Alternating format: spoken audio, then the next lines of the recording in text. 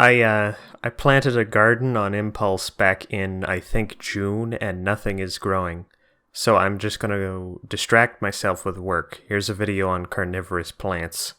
I think it would be a fairly popular opinion to say that most people think carnivorous plants are super interesting and cool.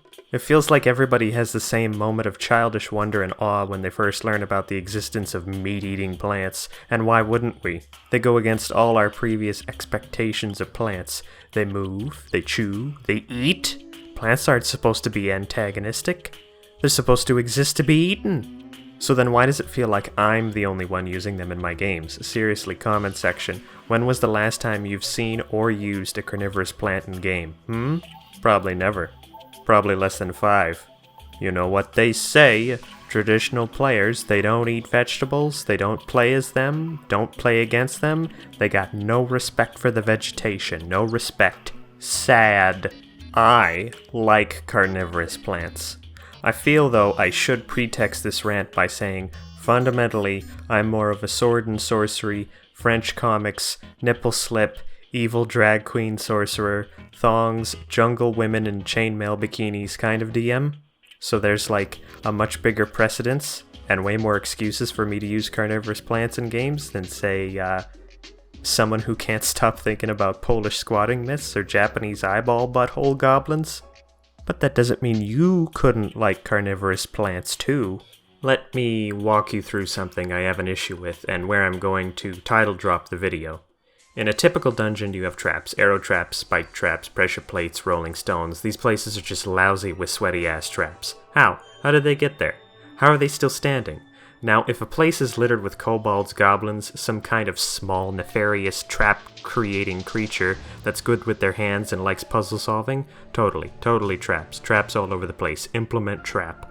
But if it's a jungle that has eaten the ass out of some dungeon inside out, wouldn't the traps have crumbled into nothing?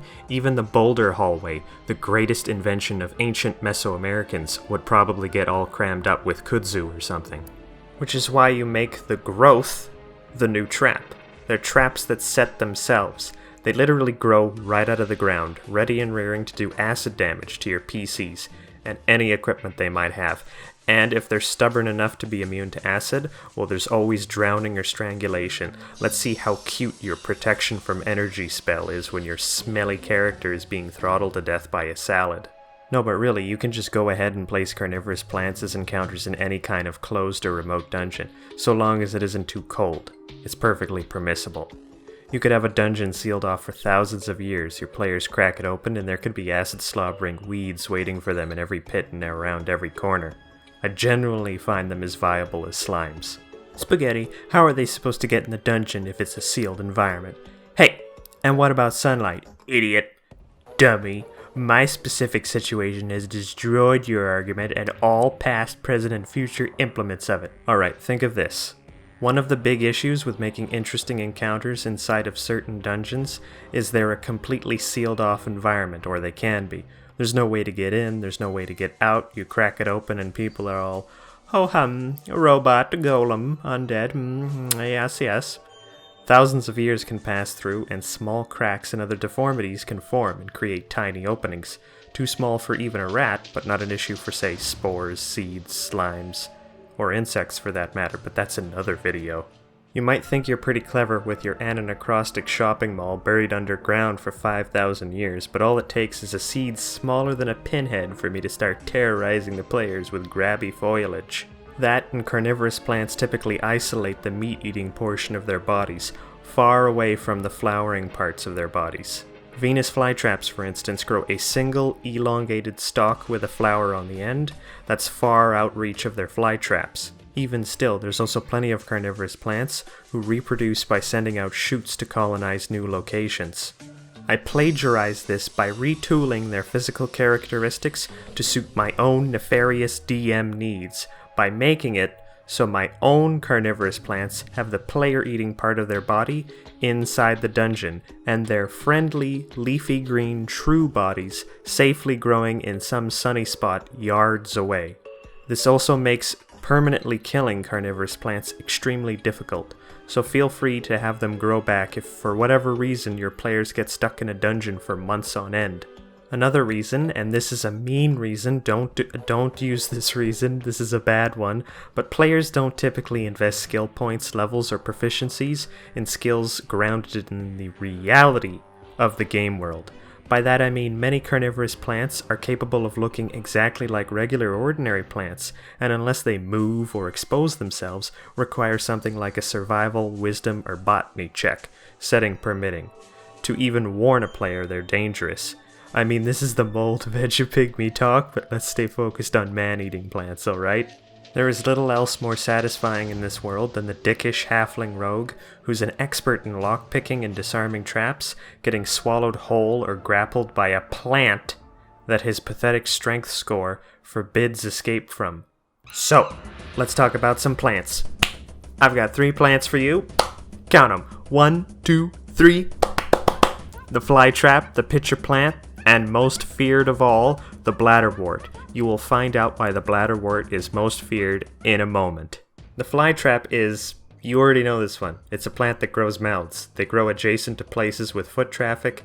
They lay out their mouths in the way, or amidst the foliage and whatnot, and somebody steps on them, and they get ate up. Easy peasy. That's it. Nothing complicated. The mouth closes around the player. They get vored. The acid starts pouring in, and then they're left with 3 options. Option 1, they pass a strength check and manage to physically pry the mouth open and walk out. Option 2, they can attempt to awkwardly hack their way out with something like a knife under standard grappled rules your game has. Option 3, they get lucky and a player cuts them loose without hurting them before they can drown or dissolve. Keep in mind that getting swallowed by a carnivorous plant can quickly become a game of pop-up pirate if your teammates roll poorly enough. If I had to say anything else about flytraps, they look really cool. Like, everybody thinks they look cool. They're a plant with a mouth. They grow mouths. Video games can't help but make these into enemies, and I'm no exception. Pathfinder, and I think Dungeons & Dragons, has a walking flytrap. Don't use this. Remove it from your encounter table. It's embarrassing and goofy. It's shameful. Plants shouldn't run after you, unless they're dryads, or Alurena, or a homebrew monster I have called Vegemites, but that's another video. Pitcher plants, for when you need a Batman vat of acid but aren't in an abandoned warehouse. I repeat, naturally occurring vats of acid. Pitcher plants. You know what they say, can't live in 'em, can't climb out of them. You're gonna die in acid and be digested. Nature's very own cruel and unusual dunk tank. Seriously though, I'm making cute jokes, but the pitcher plant is way less forgiving and can be really bad.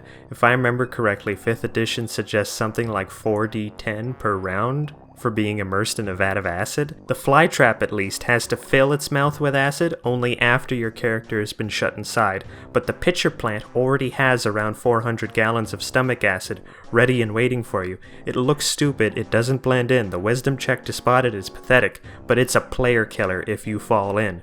Even if your character doesn't fall in, if you try and pull someone out from the top, you risk your own character slipping and falling in. And if you cut it open or cut yourself out of it, which is often the only way to get a character out of it, you're still drenched in acid. Somebody in the comments section let me know how many times I've said acid in this video.